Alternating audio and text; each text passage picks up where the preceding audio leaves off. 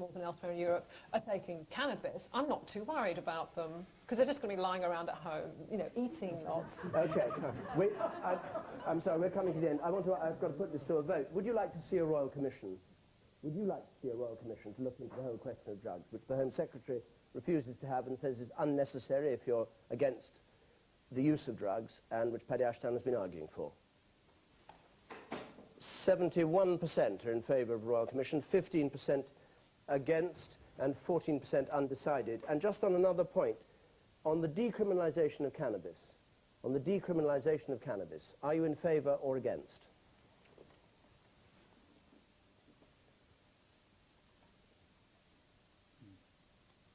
Our little machine is playing up because it's being asked too many questions all at once, I think. But the answer is 29% yes, 26% no, 45% undecided, but 71% of you would like to see the thing looked at by a royal commission, on which point, after having got through only 3 questions, I make no apologies for that, because we had some serious stuff to go through tonight. Thank you very much indeed to our audience here in Leeds. Thank you to all of you on the panel. This is the telephone number again that I said I'd give at the end, 01818715252, if you'd like to take part in future programmes. That number is in Radio Times. Next Thursday, there are local elections in England, and Question Time is going to take a break. Instead, we'll be bringing the results of those local elections, the first national test, or English test rather, of opinion about the Labour government since the election a year ago. And Question Time itself is back the following week, a fortnight from now, in Glasgow, and I hope you'll join us again. Until then, from all of us in Leeds, good night.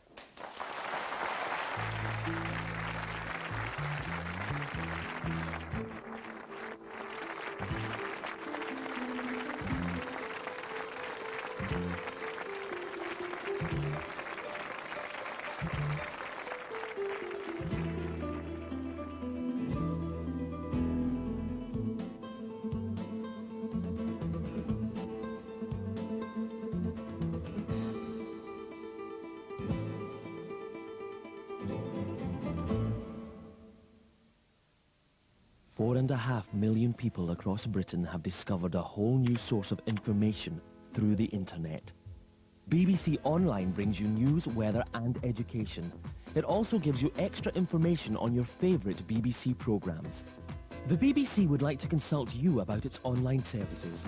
To receive a questionnaire, please write to BBC Online Consultation, PO Box 1001, Manchester, M60 3BJ.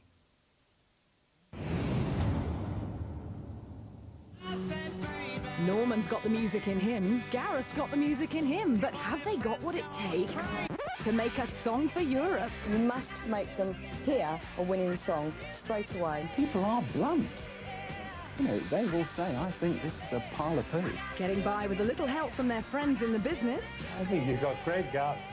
This today is a real treat for me. Making a bank holiday bid in the Great British Songwriting Contest, Hale and Pace are back in Jobs for the Boys, Monday, 6:40, BBC One.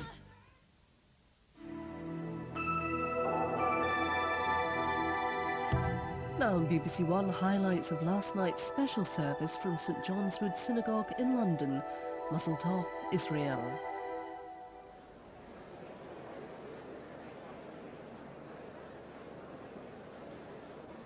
Welcome to St John's Wood Synagogue in London for a very special service of prayer and thanksgiving. A large congregation, nearly 1,500 people, are assembling to celebrate the 50th anniversary of the State of Israel.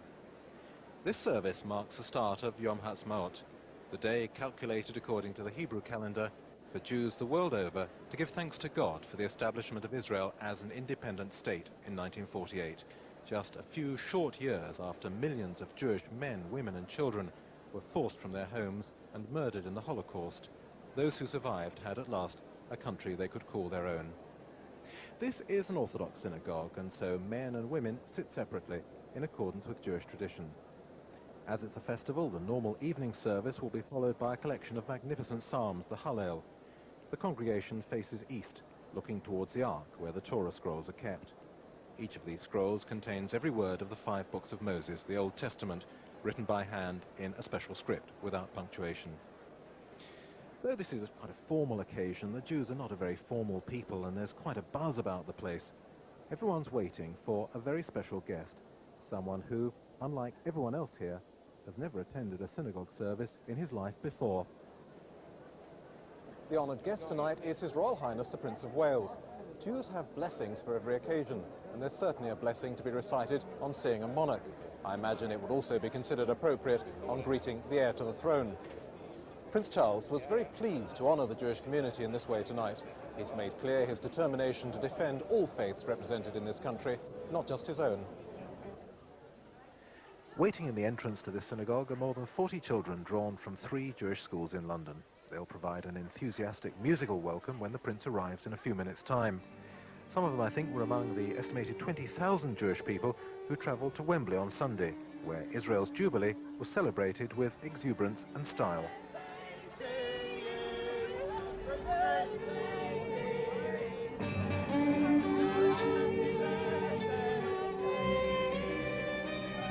Because people identify me with Israel, it's just fantastic to be here. I am staunchly celebrating 50 years of Israel, and I'm very happy to do so.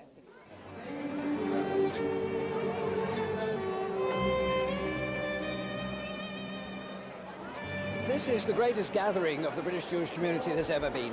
It is a celebration, a festival. It is a coming together of people for enjoyment and nostalgia and hope.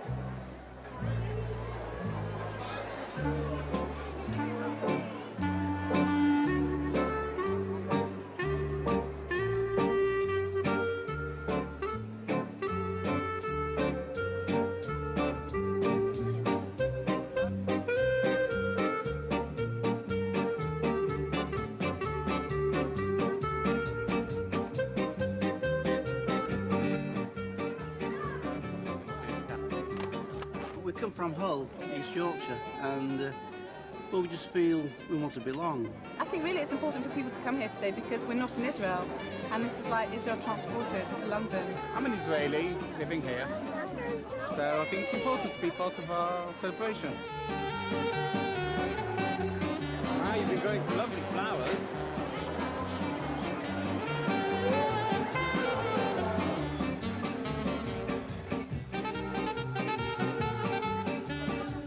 Special for me because I've never really felt Jewish, and today actually I feel like I'm part of Israel.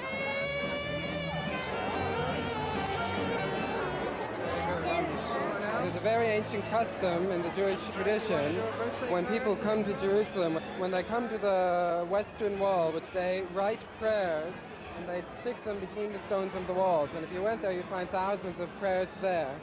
We're today trying to recreate that experience so that the children come and they can experience something of what it's like to be in Jerusalem. The computers here are attached to a website in Jerusalem known as Virtual Jerusalem. I think it's very important that we stand up and talk about the good things that have happened to this very, very young country, which is founded in ambiguity and controversy and has managed to battle its way through, doing the best it can, sometimes making mistakes, as we all do, but on the whole wanting peace. And I do believe that the majority of people want peace. I think what you've seen today is the difference Israel has made to Jewish life. For a long time, Judaism was a religion of tears. Today you can see a religion of celebration. And that's what Israel has done for us. It's given us a reason to rejoice. And here is the Prince of Wales. The Chief Rabbi, Dr. Jonathan Sachs, is introducing him to a choir of children drawn from 3 Jewish day schools in London.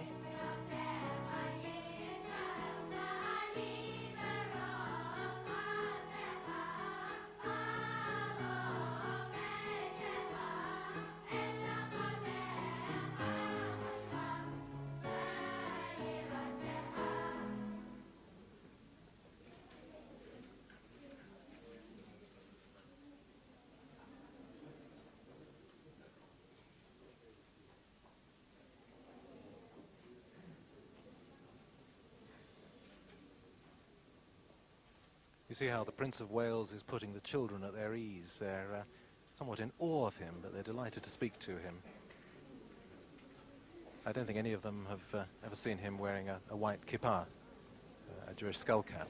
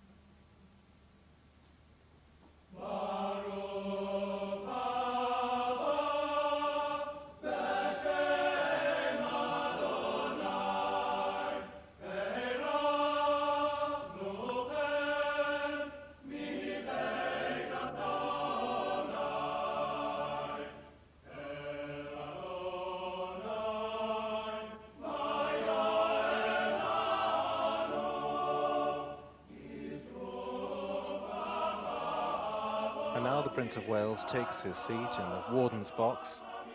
He's introduced to Lord Jacobowitz, the former chief rabbi, who shakes hands with the Israeli ambassador, Dror Zeigerman.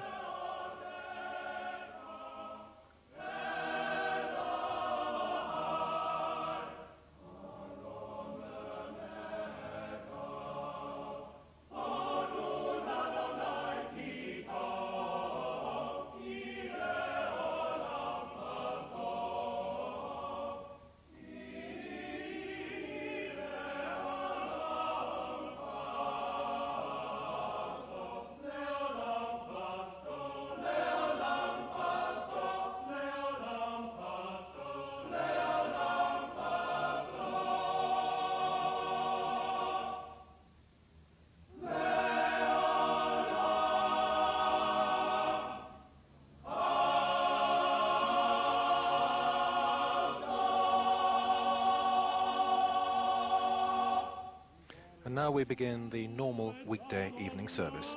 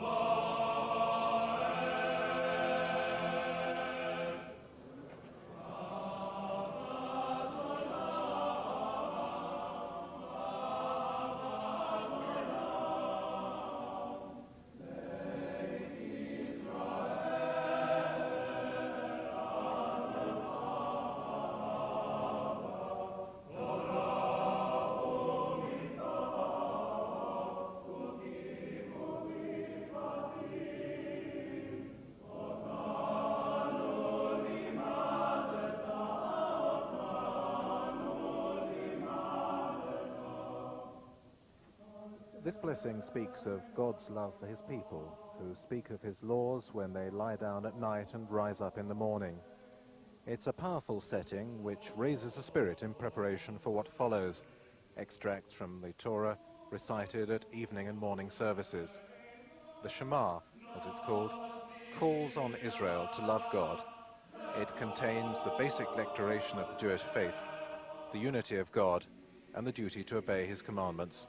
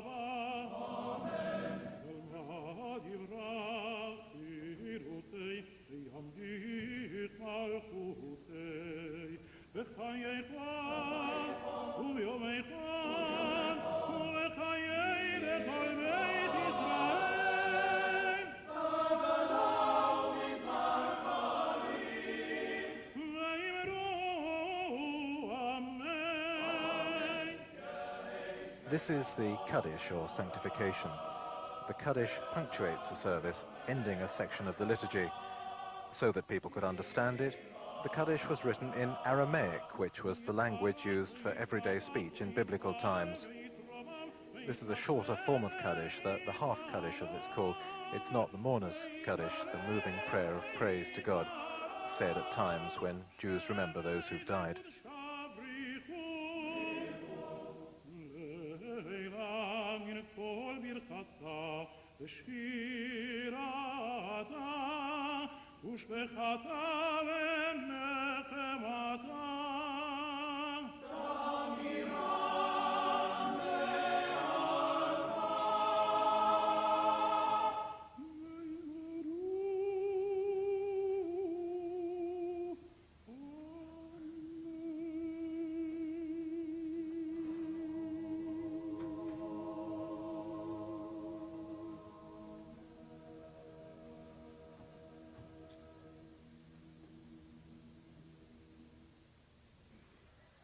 The congregation rises for the Amida, the 18 blessings composed over 2,000 years ago, which forms the core of every weekday service.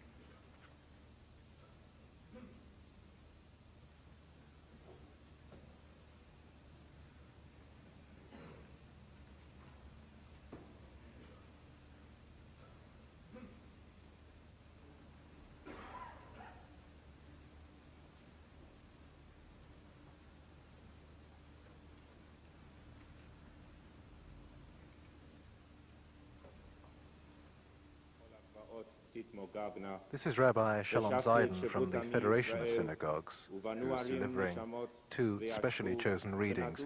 This one is from the book of Amos.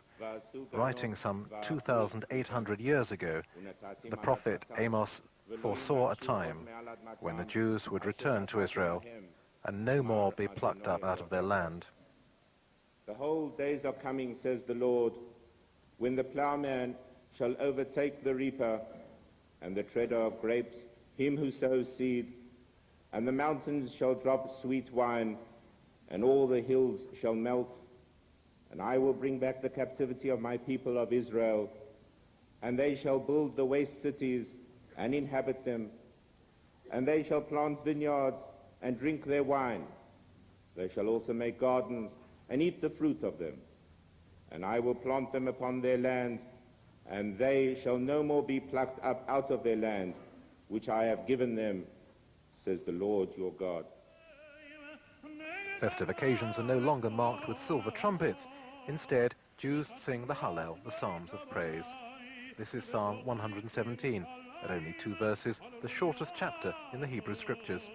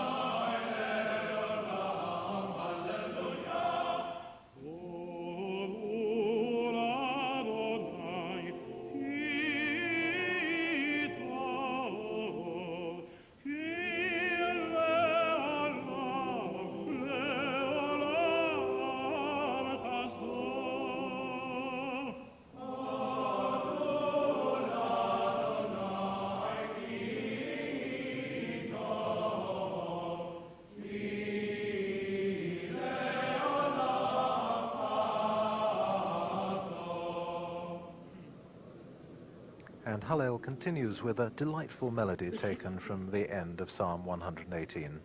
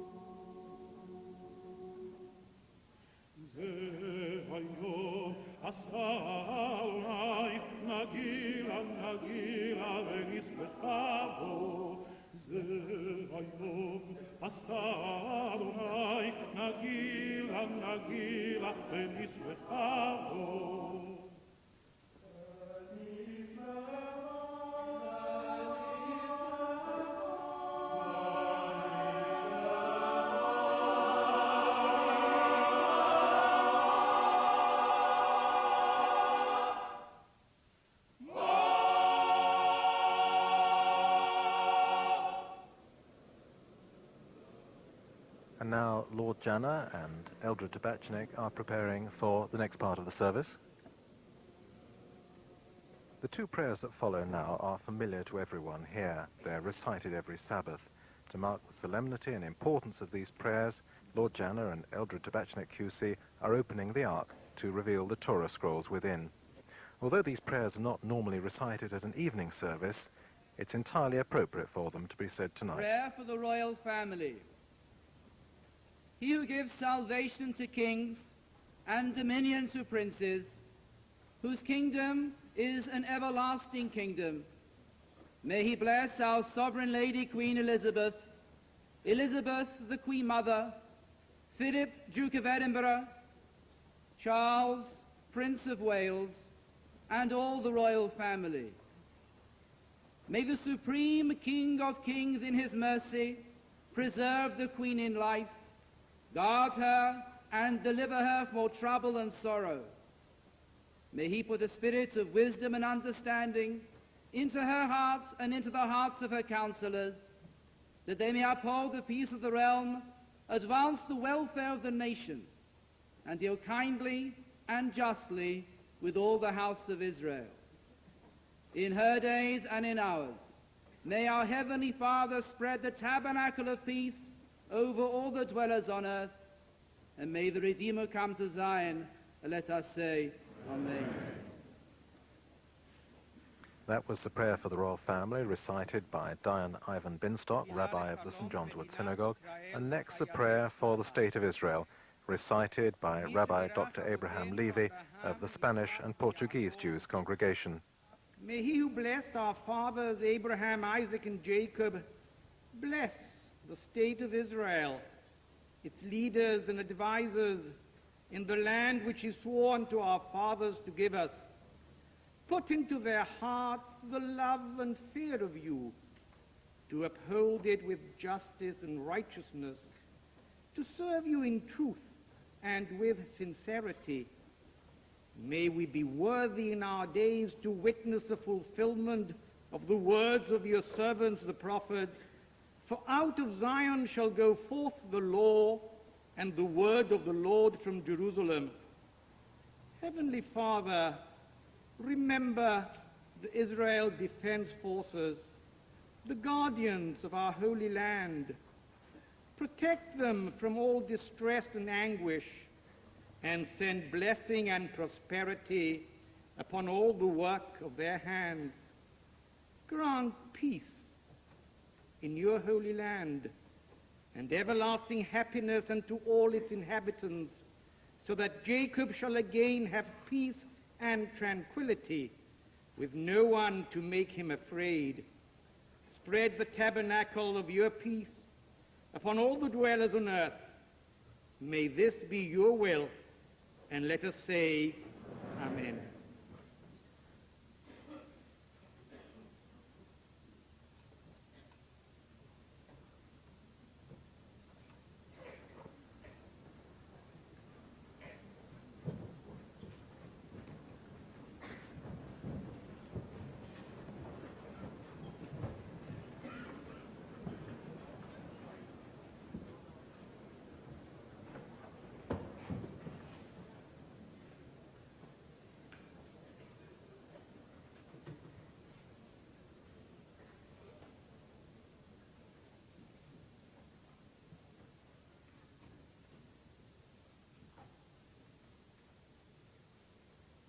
Your Royal Highness, Your Excellency, distinguished rabbis, my lords, ladies and gentlemen. Let me begin, Your Royal Highness, by saying how much we are honored by your historic visit tonight and how moved we are that you have chosen to identify with this moment of celebration in the life of the Jewish people. Your presence symbolizes the warm relationship that has existed between Britain and its Jewish community over the past 3 centuries and more. The Jews who came here were often fleeing from persecution. They sought a haven and they found a home.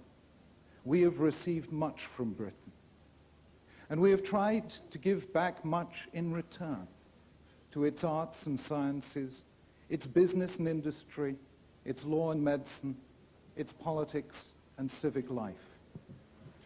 That is why we have embarked on so many projects in recent years to strengthen Jewish identity in Britain, because it is confidence in your own faith that allows you to be respectful of the faith of others. Your Royal Highness, this year you and I, and indeed the Israeli ambassador, share with the State of Israel our 50th birthday. And as you approach your Jubilee, we wish you success and God's blessing in all you do. Amen. Tonight we celebrate the birth of the State of Israel.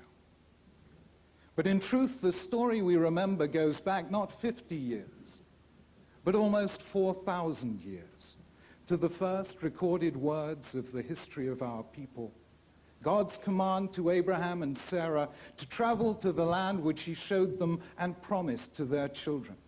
And in a real sense, that has been the Jewish journey ever since, the longest journey in the history of mankind, undertaken by the Israelites in the days of Moses, again in the days of Ezra and Nehemiah, and for a third time in our time. And whenever Jews were exiled, they never lost their faith that one day they would return.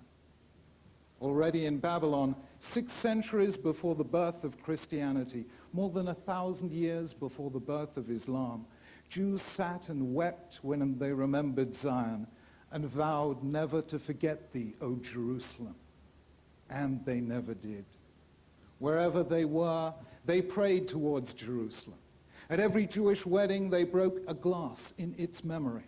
On the 9th of Av, the anniversary of the destruction of the 2 temples, they mourned the loss of the city as if it had happened yesterday.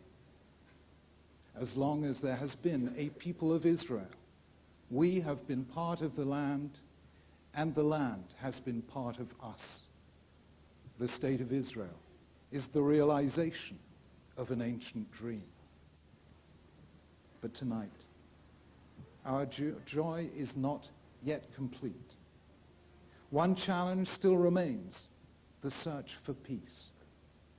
I wonder if anyone who has not known the depths of Jewish suffering through the ages can understand how deeply the desire for peace is etched in the heart of almost every Jew.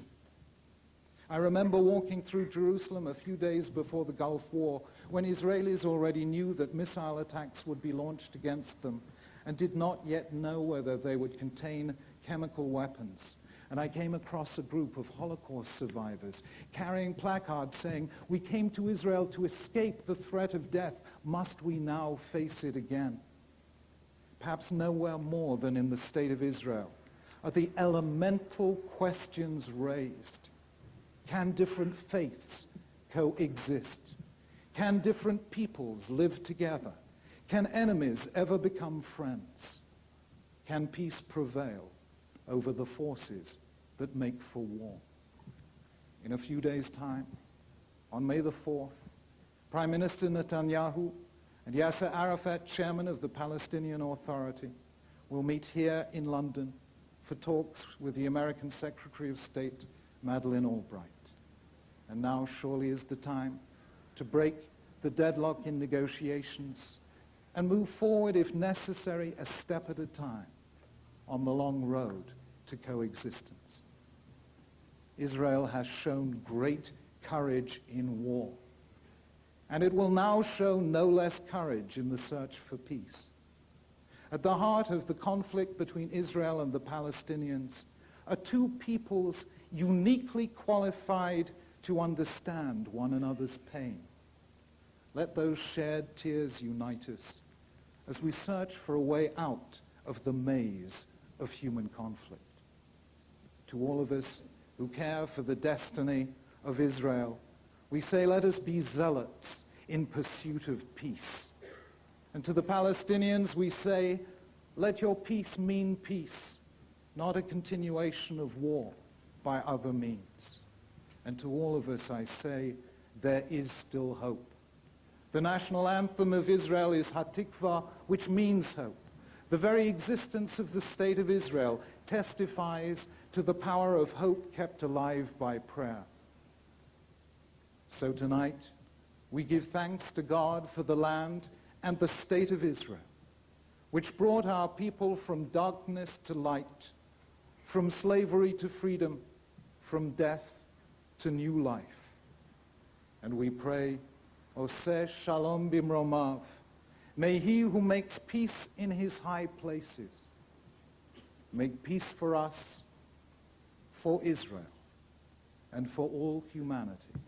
And let us say, Amen.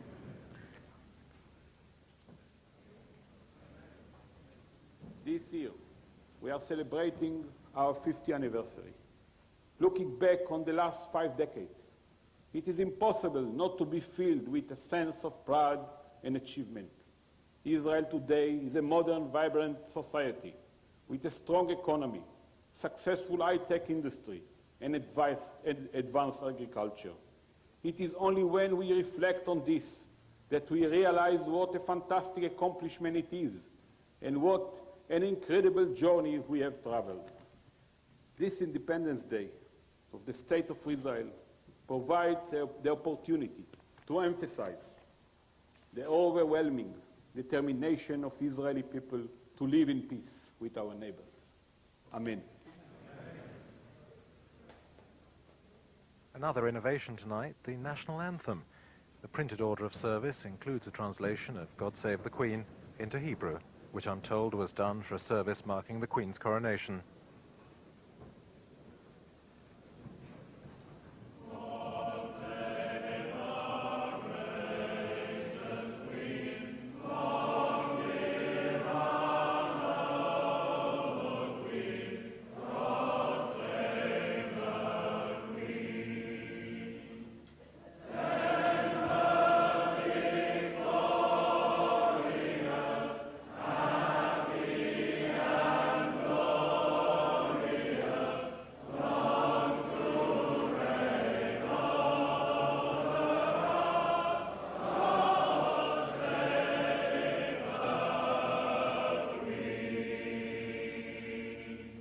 And now the Israeli national anthem will be sung in Hebrew.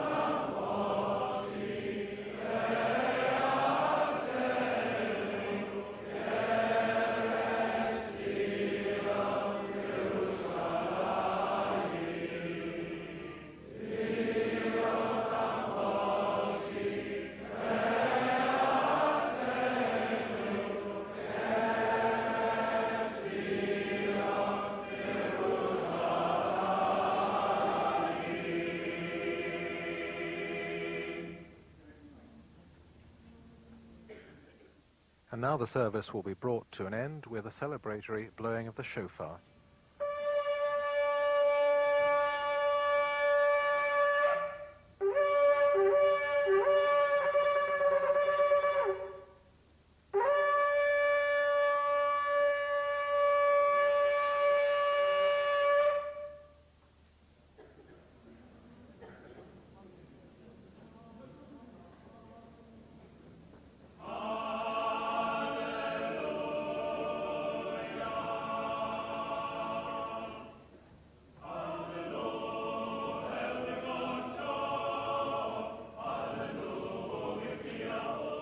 And so, as the congregation sing Psalm 150, the Prince of Wales leaves the St John's Wood Synagogue at the end of this unique and moving service in this year of Israel's Jubilee.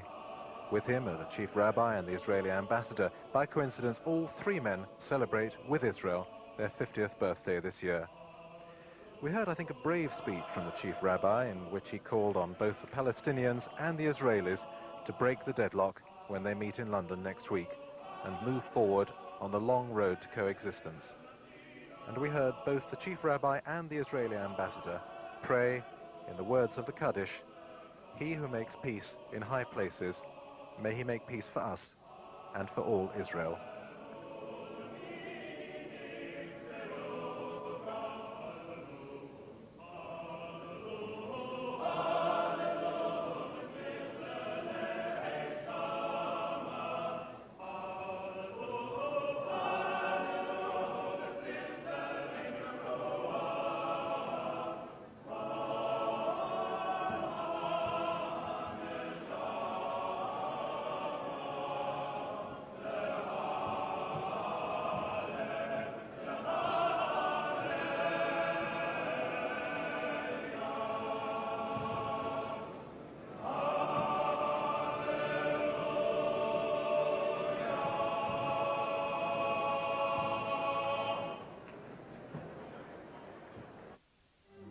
Do you know who he is?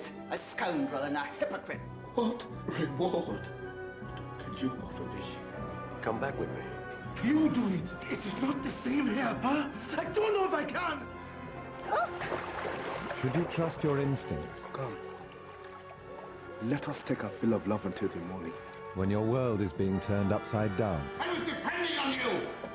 80 guineas to Sir Charles Fairley of Jamaica. A Respectable Trade. Sunday at 9:20 on BBC One. Based on a true-life crime story now on BBC One, Helen Hunt is a dangerous woman in control.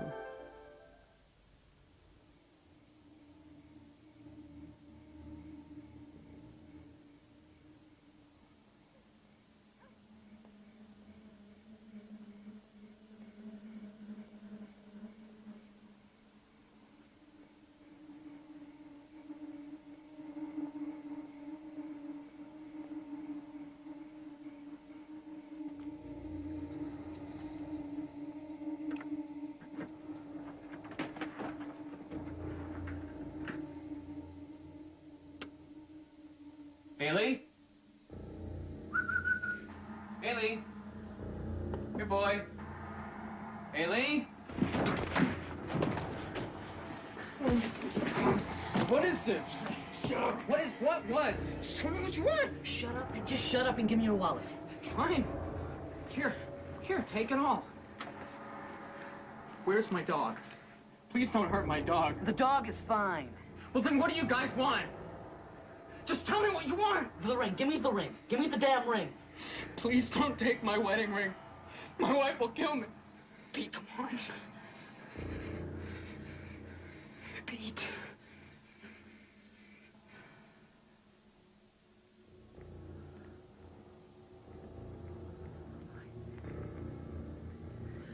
I can't do it. Billy. I can't.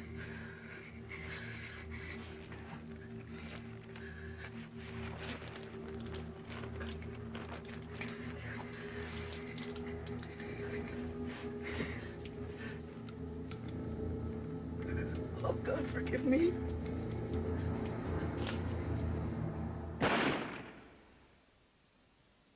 Here they come.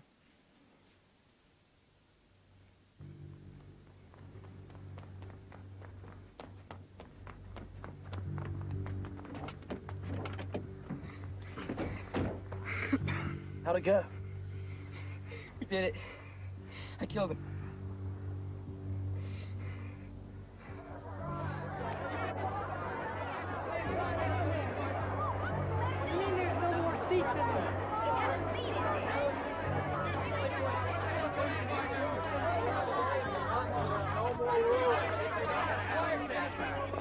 Pamela Smart seemed to be the perfect role model for the students of New Hampshire School District 21.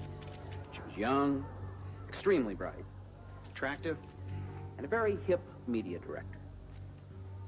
The kids looked up to her. They liked her. In fact, one young boy, Billy Flynn, developed a crush on her. Fantasy, really. Like most teenage boys might. But unlike most,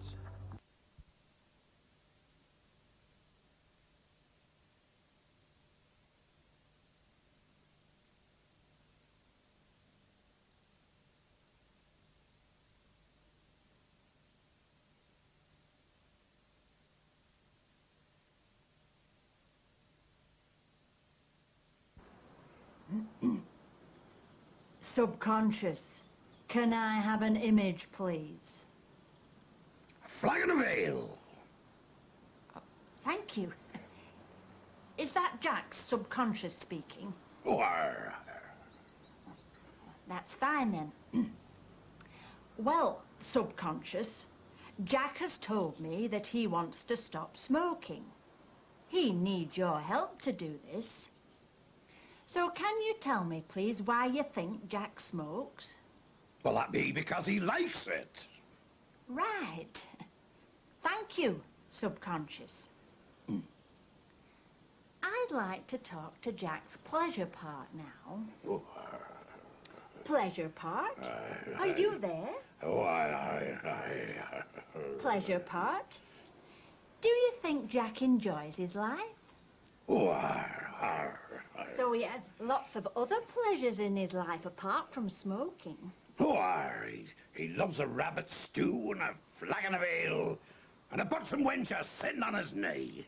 I think I'd like to talk to Subconscious again. Subconscious, could you confirm, please, is this definitely Jack Duckworth speaking? Duckworth? Who be he? Well, who am I speaking to then? Jack Johnson. Sorry? Lusty Jack Johnson from Weatherfield. So have you been practising your terrace chants for the match tonight, then? Well, I only know who our Canton are. Will that do? Oh, we do brilliantly if we play for our side. Just hope tonight's not LO Vauxhall Conference. What do you mean? Relegation. Oh, right. This is not just any old football match, this, you know. This is serious life or death. Good. You'll enjoy yourself. Trust me. I'm sure. I'm looking forward to being one at last. Yeah. Cheers, Betty. You off to the football tonight then, love? No, I've got some paperwork to do for me, Dad. Darling. How's he doing? No change yet. Doctor say it might be any time. Do you see him every day? Yeah, I'll go in and have a chat with him, you know. Yeah, hope something clicks. I'm really sorry for you, mate. I mean, I'm sorry for the pair of you, you know. Especially having that hard feeling not sorted out. Goes to show you done it, eh? Life's too short. Come back, Pleasure Part, please. Pleasure Part, are you there? Aye. Thank you. Now, Pleasure Part, what I want you to do, please, is to visualise a piece of paper divided into 9 squares. 9 squares, 3 across and 3 down. Now, I want you, please, to visualise smoking in the top left-hand square. And then fill all the other squares with all the other wonderful pleasures in Jack's life. Have you done that? Good. Thank you. Now, I want you to cut out the square with smoking in it and destroy it. Just crumple it up and throw it away. Right. Now look at the other 8 squares again. And a strange thing is starting to happen. Can you see? The other squares are all moving up and filling in the space. So they are, begad. There's me on top of Bessie, my trusty Shire horse. And I can smell new sawdust from my tavern floor. There's me a mountain Jessie, my other trusty Shire horse. Stop! Stop! Subconscious, what's happening here?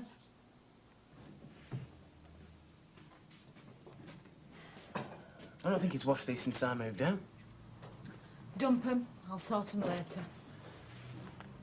Honestly, he must have been living like a tramp. This place is like a pigsty.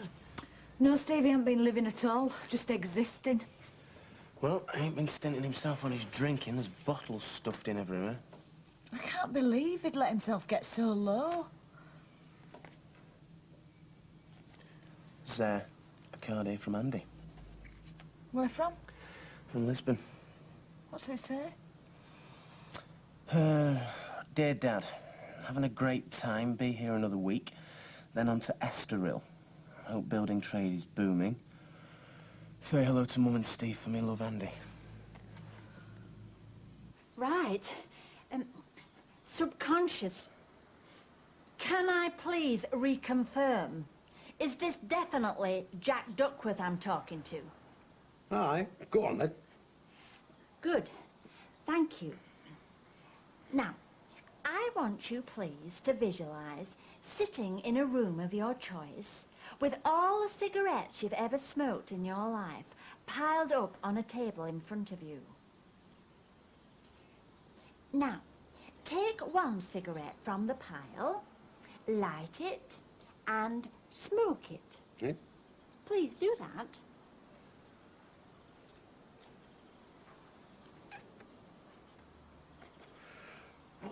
Now, light another match and set fire to all the other cigarettes. Oh. Just set fire to them, please. Are they all on fire? Aye. Good. So tell me, what does it feel like in this room now? Smoky. Yes. Now just smell all of that horrible smoke. Clogging up your lungs, making you feel old and ill, making you cough. Is that how you want to feel in the future? Okay.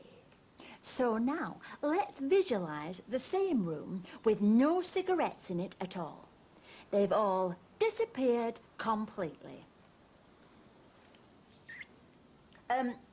All of them, including the one in your hand.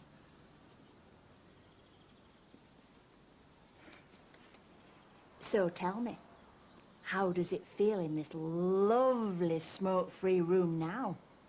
Does it feel fresh and clean and healthy? Hey, lass. Smells of horse dung and my old leather boots.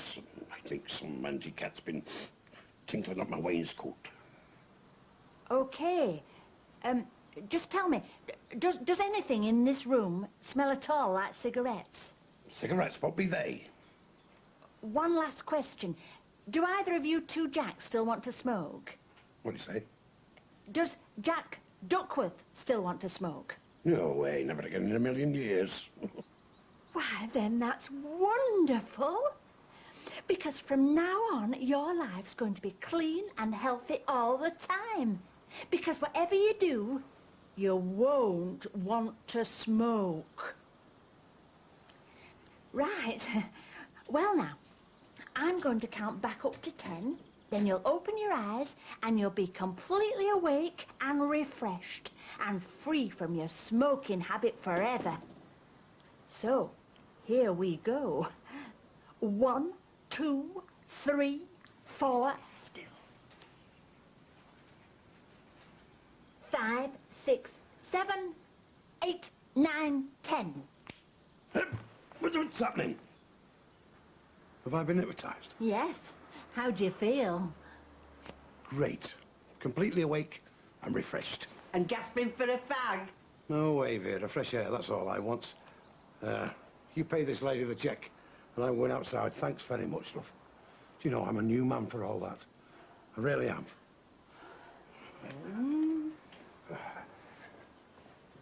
Yeah, is he really cured then? Truly, I think he's one of the most susceptible subjects I've ever treated. Oh. I think I'll have to write it up for the hypnotist journal. How do you mean? I must advise you, Mrs. Duckworth. If by any chance he refers to himself as Lusty Jack, please let me know. But on no account should you try and shake him out of it. Oh, no. Oh. All right, lads.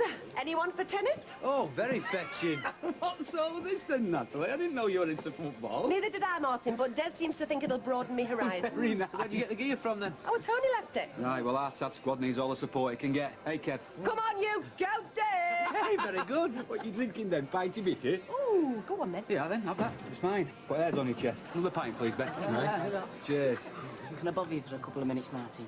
I need to ask for a bit of advice. Well, what about? About Zoe. Yeah, okay. Not serious about coming to the football, eh? Why? Is that a problem for you, Kevin? Oh. Natalie's coming to the football. Is she? Rather her than me. Not bother you? No, why should it? Look, if you don't want that, go, Sam. Kevin, I think I can trust you now. Look, if you hate it come half-time now, I'll get your cab home. No, don't be silly. I think I'm going to have a great time. Oh, sorry we're late about Betsy, love. Only I thought I'd take him for a nice tea, you know, to treat him. Has it worked? How do you feel? Oh, it feels fantastic, don't you, love? Betty, love, you wouldn't believe it. I feel like a new man. Thank heavens for that. And it won't bother you, folks smoking round you? Not a hint of temptation, Vera, my love. But tell you the truth, be honest now. I look at smokers and I think, I feel pity. And I look at them and I think, you poor, sad beggars, I think. Yeah, I tell you, it's a miracle cure. Come on, love. Well, she's obviously been keeping it all in, hasn't she? I'm really worried about her. Well, I think you should seriously think about getting her to your GP. I mean, she needs referring to a proper bereavement counsellor. Yes. Or maybe even a psychiatrist. Have you thought about taking her to your GP? I don't know. I think you should certainly have a go.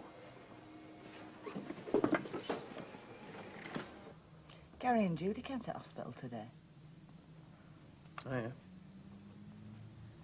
I thought Gary was a bit shifty with me. Yeah? When I asked him about the accident. Well, what'd you ask him? What he knew? Well, he didn't see anything. So he said. So what do you mean, then? I mean, what would he know?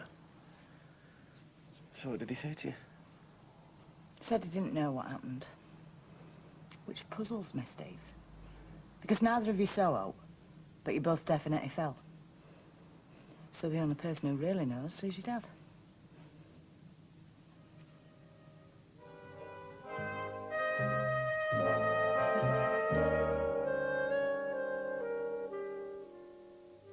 Stay with us for angry disputes and confrontations in Parking Wars, next.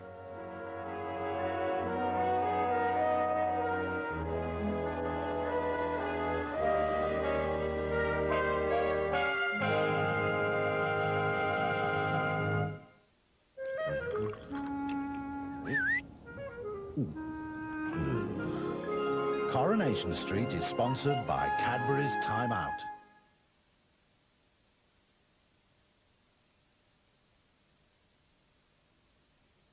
Bank Holiday Monday. Inspector Frost.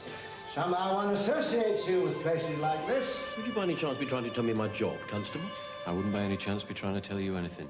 They like to educate policemen nowadays so that we can quote the relevant sections. We bash them over the head with a sock full of wet sand. Well, Doctor, I'm waiting. A Touch of Frost. Bank Holiday Monday, 9:20 on ITV. Kellogg's Optima Fruit and Fibre now combines the finest ingredients with Opti-B, a brilliant blend of all 8 B vitamins.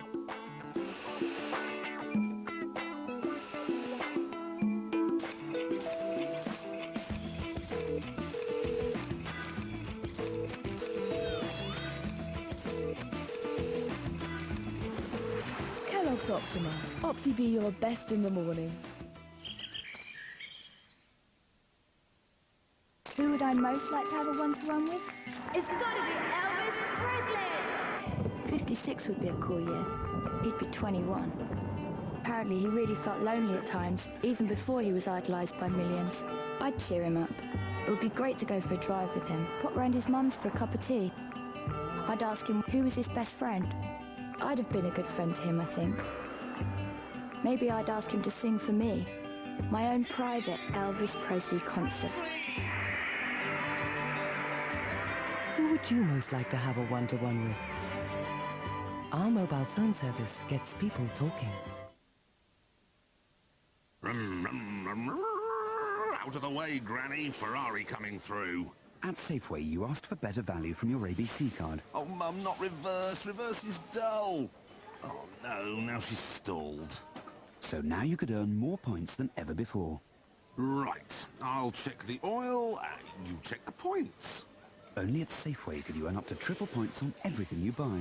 Triple points? Top performance.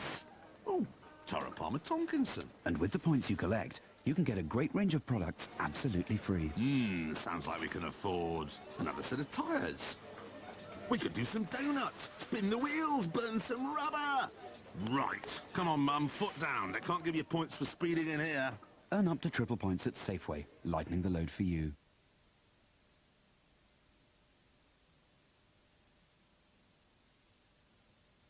A waiting game. He's late. He's a psycho. Can't expect punctuality. The hunter and the hunted. He just picked up a girl. It's him. Balancing life. Child locks. For your safety. And death. Because there's no time. There's no time! A dramatic new series. You see, you can lock me up, or you can even kill me. But you can never stop me. Touching Evil, tonight at 9 and continuing tomorrow on ITV.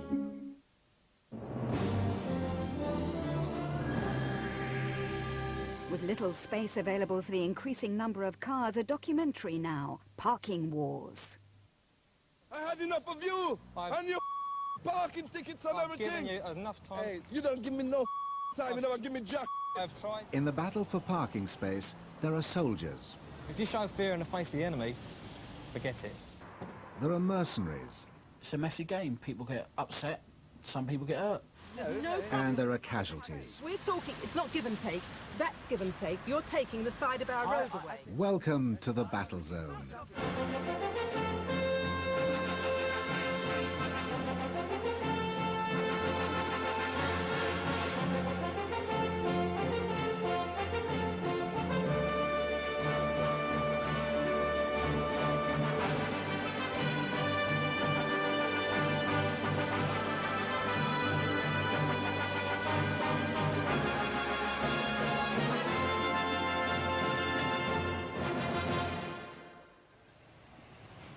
Meet Nigel Montford, 3.5 years a parking attendant. They always move when they see the whites of your eyes.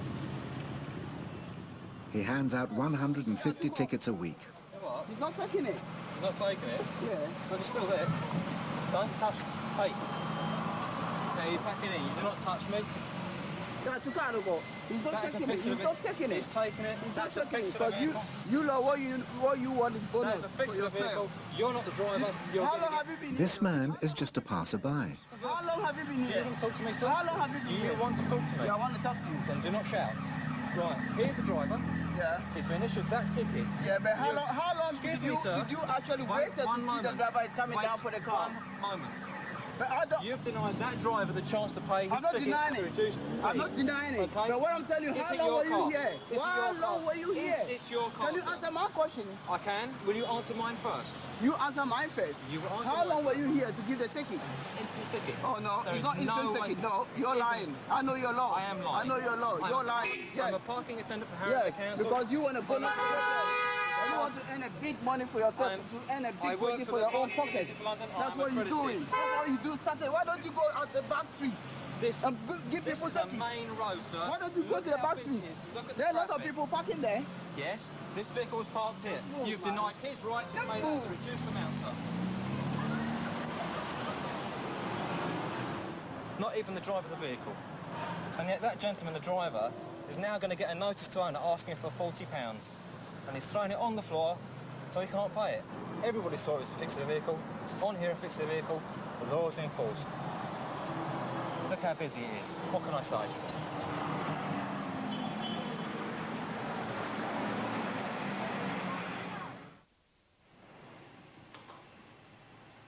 It sets neighbour against neighbour, resident against commuter, and it could even cost you your life. It's a parking nightmare on an average British street. and there is nowhere to park at all. I need to be here, and there isn't anywhere. This is a flipping joke. That's my space. I'm supposed to be there. So I have to be on the double arrow line now. And God knows how long. Well, you see, it's like me.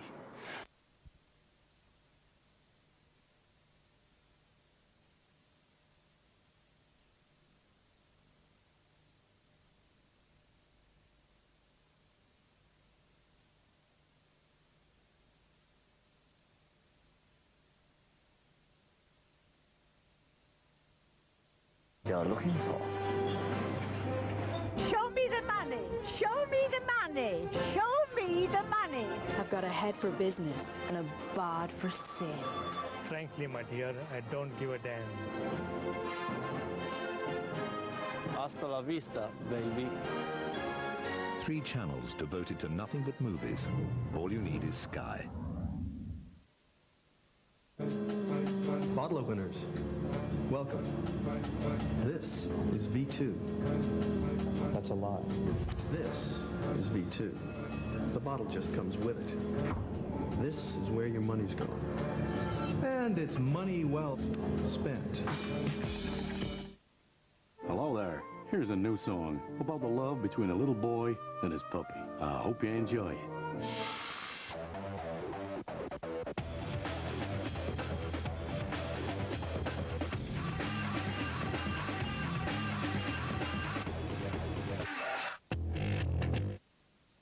What's your favorite scary movie? What do you want? Someone's out to make a sequel. The body count is always bigger. The death scenes are always much more elaborate. How do we find the killer, Randy? Do you want to die tonight? It's him. You just want to sit here and wait to see who drops next? Scream 2. Can't be late this morning. Pressure's on. See, in my field, there's no time to muck around. Simply got to deliver. For a quick, nutritious breakfast cereal, add milk, then wake up, drink up, get out. Easy, girl, easy.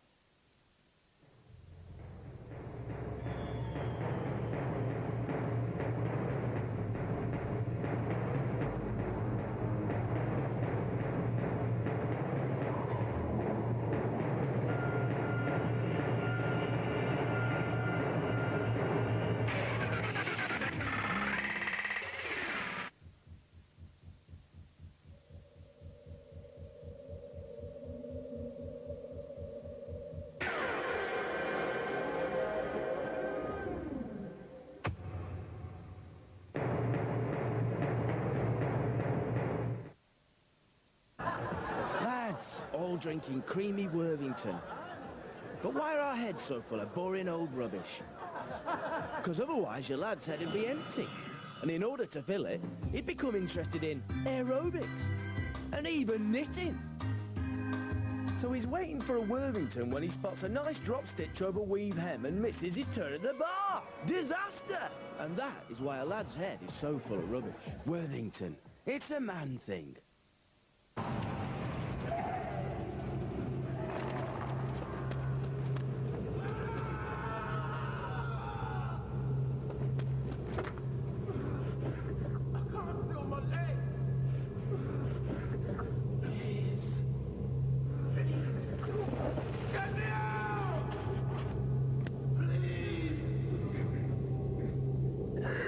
Please get me out!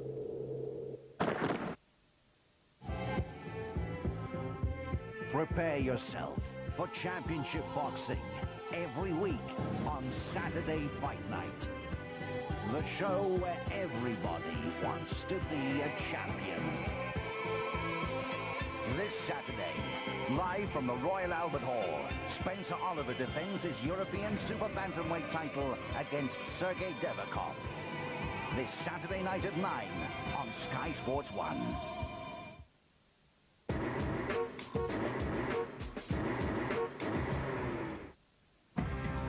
We are at Ewood Park on Friday night for the first leg of the FA Youth Cup final. Blackburn against Everton, 7:30, Sky Sports 1. Half-time at Portman Road. Ipswich 0, Sunderland 0 here on Sky Sports 2. Big game at the top of the nationwide First Division. It is, of course, that time of the year when awards are being handed out. And congratulations to Alan Ferguson of Ipswich, who's been named the Nationwide Division 1 Groundsman of the Year. And there he is, receiving the award. Congratulations to him. David Sheepshanks giving him the prize. There are the Sunderland supporters hoping that in the second 45 minutes, their side can break through the home defence and secure 3 priceless points in the race towards automatic promotion. Let's hear from one of the Sunderland players who isn't in action tonight because he's suspended. Michael Gray's talking to Alan Bentley. Michael, give us a Sunderland view on the first half. Yeah, I think it's went very well. The lads have defended great. Chris Makin's coming to the back for myself, and he's done a fantastic job. They've kept it tight at the back, stopped them from having a few chances. I've had a couple, but the lads have done very well. And then when we've got a forward, we've got to try and get it to Niall a bit more. And then try and get it to the wide men and get a few balls in the box for him. You could do with a goal, though, couldn't you? Yeah, definitely. I mean, it's very tense. The lads know what they've got to do. They've got to win the last 2 games, and then we're up in the top 2. But as I say, we've got 45 minutes, sorry, and we've just got to keep going. And the hidden cost of being sent off, the 3-match ban. As I understand it, though, you're buying lunch tomorrow for the players as well? I am, yeah, for the sending off, yeah. That'll be a good day. It's good to get all the lads together, have a good laugh, but that's me fine. I've got to pay for the meal, but it'll be a good day. And if you've got to open your wallet, it won't be so bad if you've won tonight? Yeah, well, hopefully the gaffer will put us on the bonus if we do win, but I'll keep your fingers crossed for the second half. Thanks, Michael. Cheers. Wonder where he's taking them for lunch. Michael Gray having to sit it out tonight. We can sit back now and enjoy the whole of the second half with Alan Brazil and Rob Hawthorne. Well, Sunderland were promoted already by this date 2 years ago. April the 20th was the day they secured promotion without playing. And amazing, isn't it, that you were talking in that season of 83 points being enough not only to secure promotion but also the championship, and they're going to need 90 plus this season. What a half this is going to be, Rob. A packed full house here at Portman Road. I think we're in for some fireworks, I really do. As the game goes on, this second half, Sunderland have to push forward. They must go at Ipswich. And Ipswich are very quick on the counter-attack.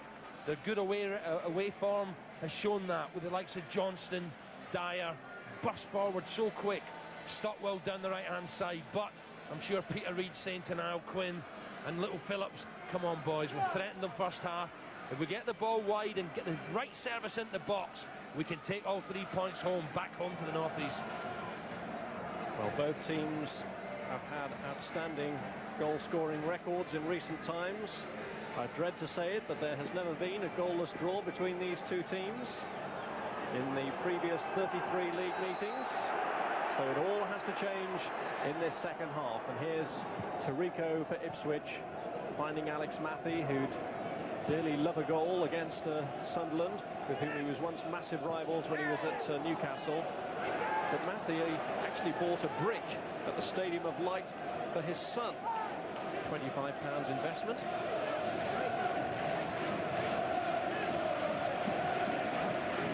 Here's Macon with the throw.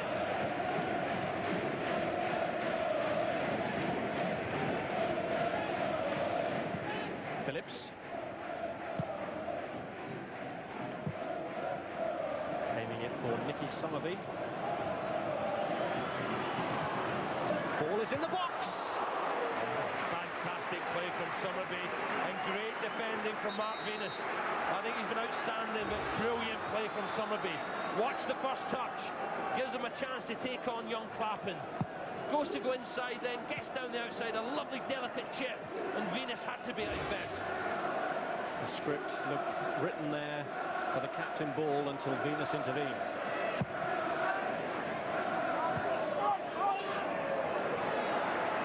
Summerby, crikey. Craddock rising at the far post, couldn't get enough on it.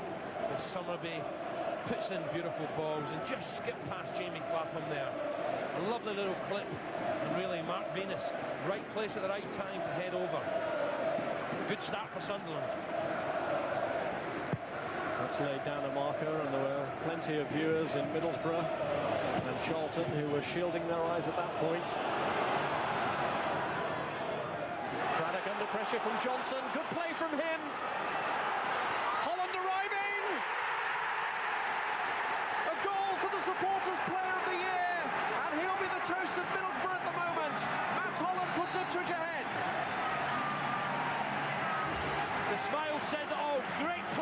from Johnston. Wrestles the ball from Jody Craddock. Just clips in the box. The ball bounces. Holland flings himself. And the header finds its way past Perez. Great play here from Johnston. Has a quick look up. Dinks it in the box. Look at Holland. Times the bounce well. Plants the header past Perez. And Ipswich Town and the whole of Middlesbrough go berserk. Great goal from Holland. Perez couldn't do anything about it. Well, Matt Holland polled more than 50% of the votes in the Supporters Player of the Year, and had they extended the vote a little longer, I'm sure he would have pulled in a few voting forms from Teesside, because Matt Holland here has given a tremendous boost to Middlesbrough.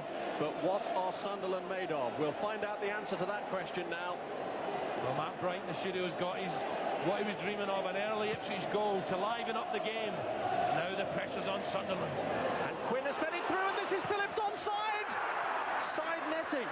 Well, on the left foot, Kevin Phillips looks to the gods in dismay. What a chance for the little fella. Can't believe it. Richard Wright didn't move, just looked to his right, and thankfully for Richard Wright, the ball hits the side netting. Glorious chance, it's well wide in the end. Wright gets his angles right. Had it been on target, I think that would have beaten the goalkeeper, and really can't believe it. What a bad couple of minutes for Peter Reid.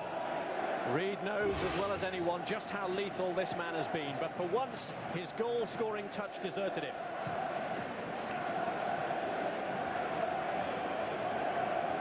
Holloway. Somerby.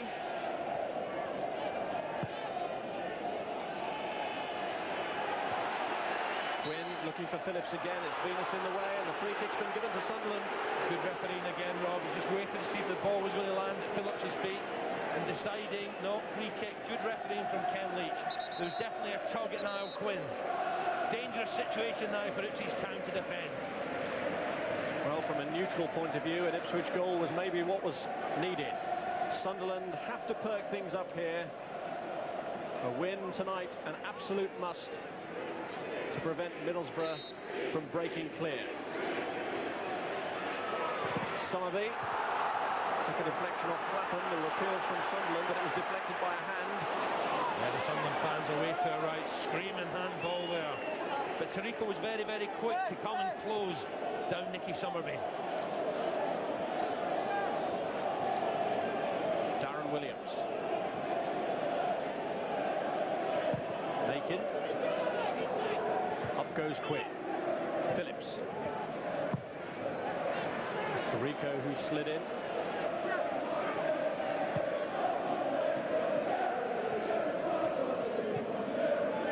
Ball. And Tarico is there.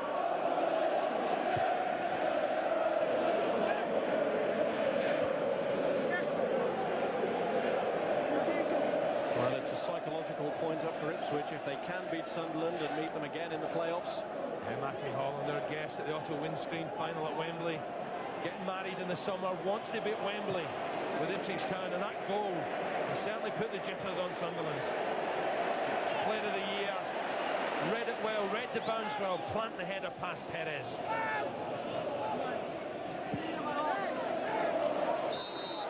Side flag is up. Ipswich Town flying now without the goals, you say, Rob. As the ball bounces, lovely play from Johnston. It just drops, and Holland's the first to react. Flings himself at it. Plants a header to Perez's right and into the bottom corner of the net. And really, Portman Road goes berserk, as I'm sure Middlesbrough fans all around the country. Flag up for offside there against Kevin Phillips, and of course Andy Booth at the weekend was sent off for having, he claimed, not heard a whistle and going for goal. Kevin Phillips decided to try the shot there and gets caution for it. Yeah, he's got to be careful, Kevin Phillips, now. Little yellow card there after a glorious opportunity on his left foot a few moments ago to bring the scores level.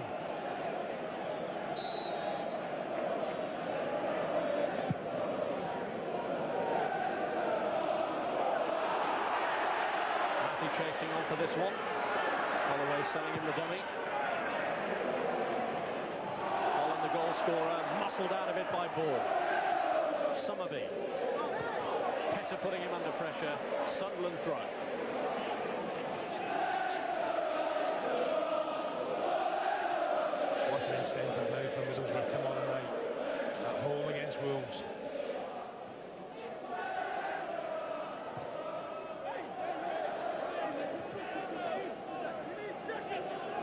Well, he wasn't planning to watch that Middlesbrough Wolves game, Peter Reid, but I'm sure he'll be in close contact with events at the Riverside Stadium. I don't think it's the end of the world if Sunderland do lose tonight, Rob.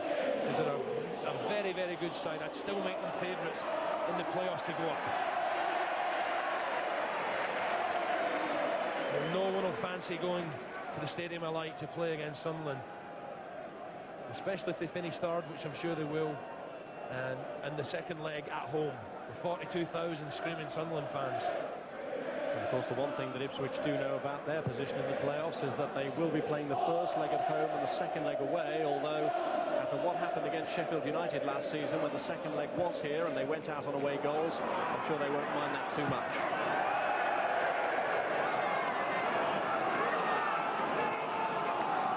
Ipswich, of course, could be facing Sheffield United or Charlton in the playoffs, and they're the two teams that they've faced in their previous entries in those end-of-season games.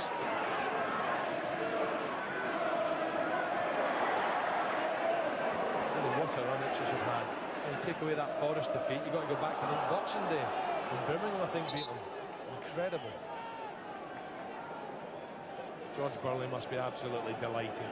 You can see the tenseness in his face there. He just wants to hang on here. A great psychological boost this would be for this little fella now, Quinn. Have they got an answer to it? Well, they'll be searching ever more frantically for the answer to Holland's goal as Johnston takes the corner. Ball coming in again, and Venus throwing himself in the way of it. Yeah, Phillips just missed it. Ball was sneaking round the far post. It was difficult. Watch Phillips come off his marker. Just there, misses the ball. Ball could have flung himself, and Venus reacts the best.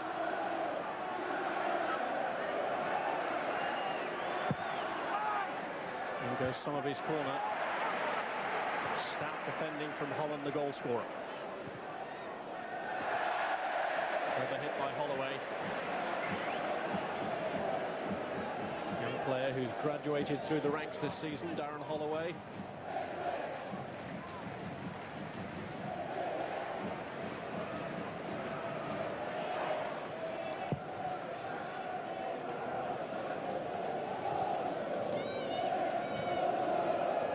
Tarico.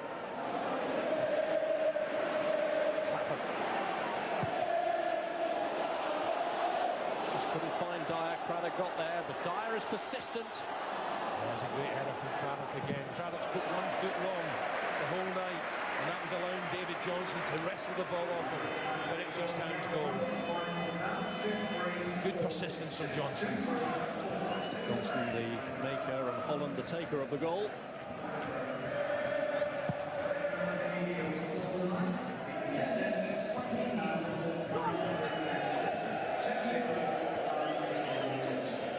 Holloway.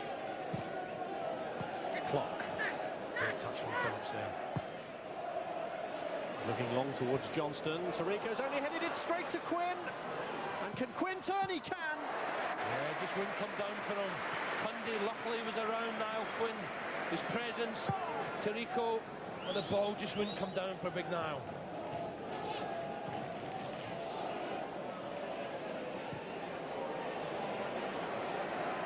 Tarico relieved that Quinn couldn't make the most of that opportunity. Some great movement now from Ipswich midfield. Dyer is really revelling in this now. Stockwell's making burst forward.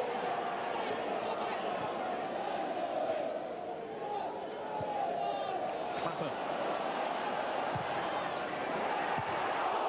Well, it was a header that had to be made by Macon because Stockwell was coming in behind him. A great ball from Clapham as well.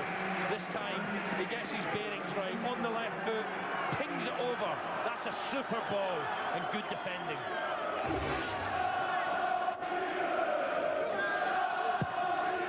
In goes Matthew's corner.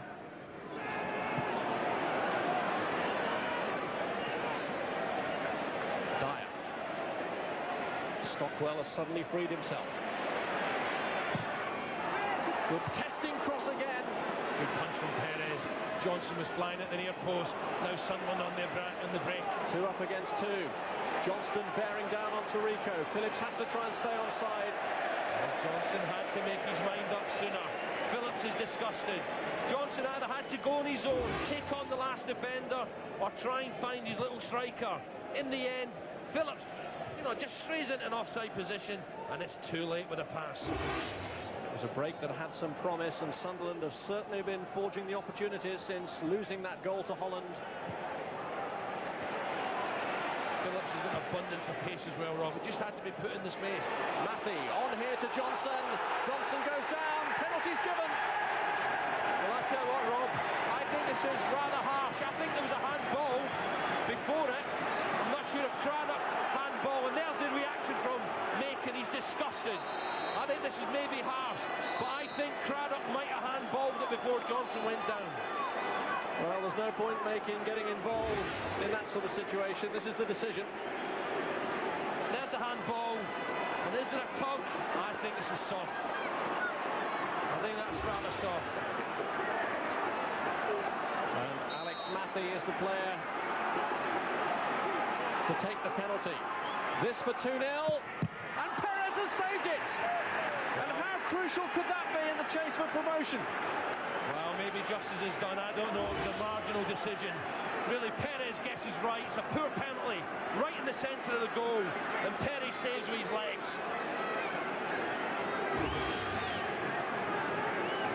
But he still has to defend against a corner here. Matthew trying to make up for the penalty miss. Wow, what a chance for Ipswich to put the game beyond Sunderland. Alex Matthew outfoxed by Perez, but it wasn't a good penalty. It was in the centre of the goal, but really the question was it a penalty in the first place? Johnson went down, Craddock was the man, the judge still brought him down. I think there was a handball, but the referee Leach deciding on the penalty, and Sunderland are still in it. Well, there was an angry exchange between Chris Macon and David Johnson, who clearly thought that the Ipswich striker had made more of it than there actually was. But perhaps justice was done. Matthew, on his 100th league appearance for Ipswich, missing the spot kick. There's no doubt Johnson got the right side of Craddock, but I don't think there was enough there to merit the penalty.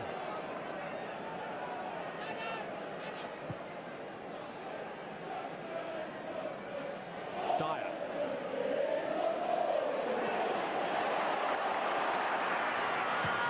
Clapham's teasing ball for Matthew!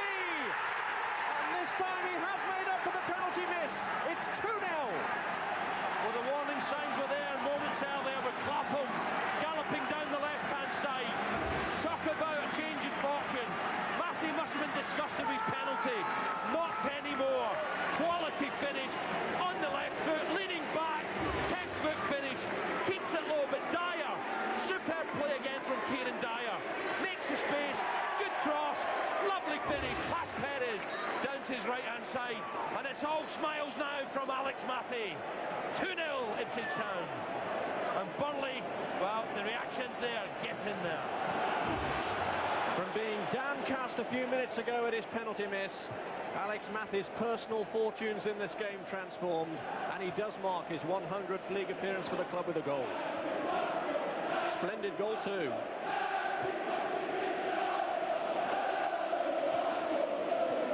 What a mountain for Sunderland to climb now.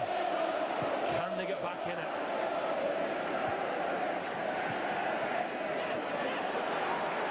We'll look at the Riverside tomorrow night. What an atmosphere there's going to be there. Macon here looking for Quinn. Headed down for Summerby, just couldn't bring it under control.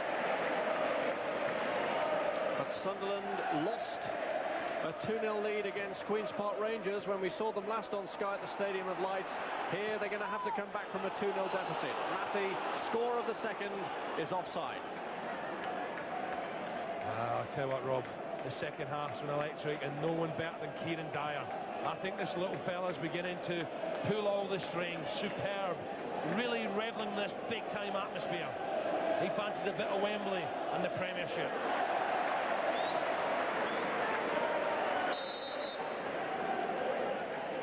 Change being made here by Sunderland, and Alex Ray is coming on to take the place of Lee Clark, who did get an injury early on and has clearly been feeling the effects of it. I think it's a good decision. I think Lee Clark earlier on was superb, but now Dyer's beginning to take over. Ray can add a little bit of bite to that midfield. to try and push the pressure back on Ipswich Town. 2-0 up. Meanwhile, Holland, who scored the first goal, is also coming off a treatment. He's taken a blow to the face.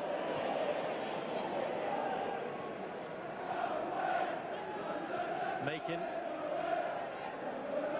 Alex Ray. Looking for Niall Quinn. Neat header back, can Phillips get through? Smothered by Venus. Oh, good cushion header again from big Niall Quinn, trying to find Kevin Phillips. Look at the strength in Quinn here, holding off Cundy. Look at that, just holding him off, cushioning the header. But Venus again getting back in there for Town.